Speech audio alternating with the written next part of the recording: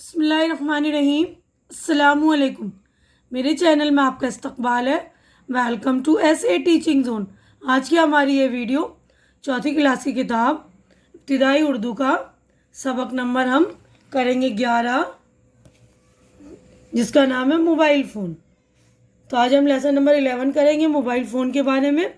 तो इससे पहले जो मैंने मोबाइल फ़ोन की वीडियो बना दी उसमें पूरी रीडिंग करके मैंने पूरा चैप्टर एक्सप्लेन कर दिया है और मैंने इसके सवाल जवाब हमारे रह गए थे, यानी मश्क ये स्टार्ट कर दिया था, जिसमें लफ्ज़ और मायने मैंने समझा दिया था, ये आप लोगों को बता दिया था। उसके बाद हम यहाँ आएंगे तो यहाँ पर देखिए गौर करने की बात है, इसी सबक से मुताल्लिक है कि पहले जो टेलीफोन था वो संदूक जितना बड़ा था, है ना। उसके बाद जो आहिस्ता आहिस्ता वो छोटा होकर जो हथेली में समाने लग गया, क्योंकि अब हम मोबाइल फ़ोन जो ले तो देखिए आजकल हम मोबाइल फ़ोन यूज़ करते हैं तो वो हमारी हथेली में होता है ना, हम अपने हाथों में रख कर उसका इस्तेमाल करते हैं, जहाँ चाहो ले जा सकते हैं। लेकिन पहले ऐसा नहीं था। पहले जब टेलीफोन ईजाद हुआ था उसकी शक्ल बहुत बड़ी थी, है ना। अब जो है साइंस की रफ्तार जो है बहुत तेज़ होती जा रही है ना, जो ईजादात हो रहे हैं, ठीक है। तो यहाँ पर हमने पढ़ा था कि मोबाइल ने हमारे लिए बहुत सी आसानियाँ भी पैदा कर दी, लेकिन हमें इसके ख़राब असरात और गलत इस्तेमाल से बचना चाहिए। यानी मोबाइल हमारे लिए एक आसानी पैदा करता है तो वहीं इसके नुकसानात भी हैं, तो आप लोग बिल्कुल अच्छे से इस्तेमाल करेंगे, ठीक है। तो आगे हम बढ़ते हैं। यहाँ तक हमने कर लिया था पिछली वीडियो में, तो वो वाली वीडियो भी आप लोग देख लेंगे। उसके बाद देखिए आगे बढ़ते हैं हम। सोचिए, बताइए और लिखिए। तो यहाँ पर जो है हमारे सवालात हो गए हैं शुरू। यहाँ पर 4 सवाल थे, इसके जवाबात मैंने आप लोगों के लिए रेडी कर दिए। देखिएगा, आपकी आसानी के लिए मैं सवालों के जवाबात भी लिख देती हूँ ताकि आपको कोई दिक्कत ना हो। पहला सवाल है, देखिए, टेलीफोन किसने और कब ईजाद किया। टेलीफोन 1875 में ग्राहम बेल ने ईजाद किया। दूसरा सवाल है, टेलीफोन और मोबाइल फ़ोन में क्या फ़र्क है।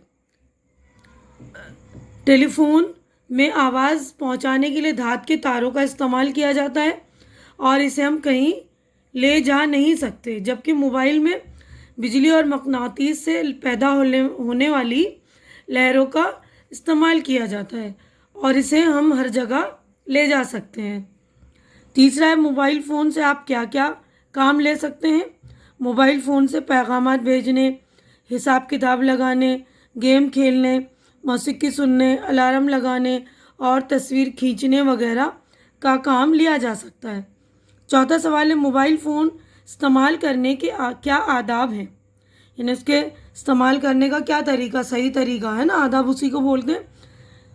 मोबाइल फ़ोन इस्तेमाल करने के आदाब ये हैं कि क्लासरूम में, किसी जलसा या इबादत गाह में इसे बंद करके रखना चाहिए।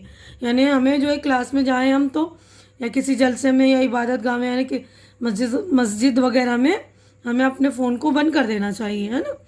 अब आगे बढ़ते हैं हम। देखिए हमारे चार जो है सवालों के जवाबात हो गए हैं कंप्लीट। अब अगला क्वेश्चन हमारा देखिए, तो फिल इन द ब्लैंक से बेटा देखिए, ये मैंने इसको भी भर दिया है।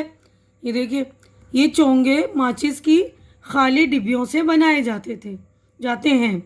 खाली यहाँ पर आएगा, इसी तार के ज़रिए आवाज़ एक जगह से दूसरी जगह पहुँचती है। मोबाइल फ़ोन इसी पुराने टेलीफोन की नई शक्ल है। तो ये देख लीजिएगा, मैंने खाली जगह भर दी। अब आगे बढ़ते हैं नेक्स्ट पेज पर। इससे हिसाब किताब का काम भी लिया जा सकता है। फ़ायदों के साथ साथ मोबाइल फ़ोन के नुकसानात भी हैं। मोबाइल फ़ोन करीब रखने से कान के पर्दे ख़राब हो सकते हैं। तो ये देख लीजिएगा आप। उसके बाद हम आगे बढ़ते हैं। इमला दुरुस्त करके लिखिए, यानी हमें डिक्टेशन दुरुस्त करना है। देखिए सुराख ख लिखा है तो यहाँ ख आएगा, सुराख। उसके बाद ये बरक़ी, बड़ी काफ है इसमें। ये हिदायत, ये वाली है। आवाज़ तो जे आएगा, ये जीम लिखा है ना यहाँ, जे। पैगाम में गैन आएगा, ये गाफ लिखा है। तरफ फ है ना, तो तरफ फे आएगा। सेहत में स्वाद, ये सीन लिखा है ना। संदूक में काफ, बड़ी काफ, ठीक है ना, संदूक। अब आगे बढ़ते हैं हम। देखिए पढ़िए, समझिए और लिखिए। इन्हें आपको पढ़ना है, उसके बाद समझना और लिखना है।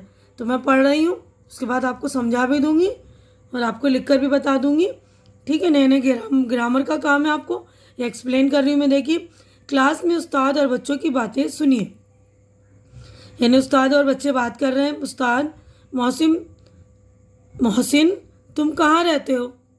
मोहसिन, जनाब मैं जाकिर नगर में रहता हूँ। उस्ताद, और रेहाना मैं शाहीन बाग में रहती हूँ। इस बातचीत में उस्ताद बच्चों को तुम और हर बच्चा अपने आप को मैं कहता है। अकरम, जनाब ये क्या है? उस्ताद, ये मोर है। हामिद, और जनाब वो क्या है? उस्ताद, वो कंगारू है।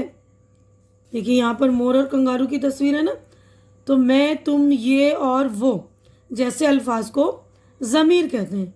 यानी अपनी नाम की जगह हम यूज़ करते हैं ना मैं, दूसरों को हम उसका बार बार नाम नहीं बोलेंगे, हम बोलेंगे ना तुम, तो मैं, तुम, ये वो, ऐसे अल्फाज जो इसम की जगह इस्तेमाल होते हैं उनको ज़मीर कहा जाता है।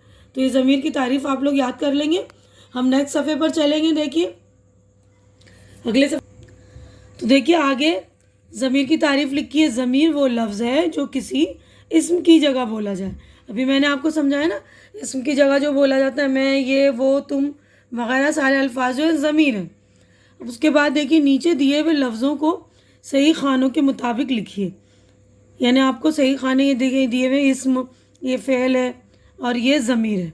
तो तीनों को, ये सारे अल्फाज जो हैं यहाँ से छाट कर हमें लिखना है। तो पहले हम इस्म करते हैं। इस्म होता है वो, इससे पहले भी हमने कर रखा है इस्म, किसी भी नाम को, यानी चीज़ का, जगह का, या किसी शख्स के नाम को हम इस्म कहते हैं।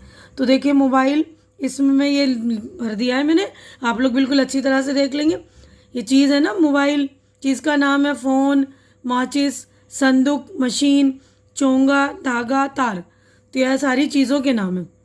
अब उसके बाद ये फेल किसी काम का करना या होना, ये भी हमने पिछले सबक में पढ़ ली है। तो आप लोग ये देख लेंगे। फेल काम को कहते हैं खेलना, सुनना, लगाना, करना, बनाना, भेजना, जोड़ना, बोलना।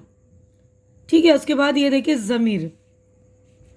तो ज़मीर जो है इसम की जगह इस्तेमाल करते हैं ना, हम, तुम, वो, इसे, इस, तुम्हारा, मेरा, आप।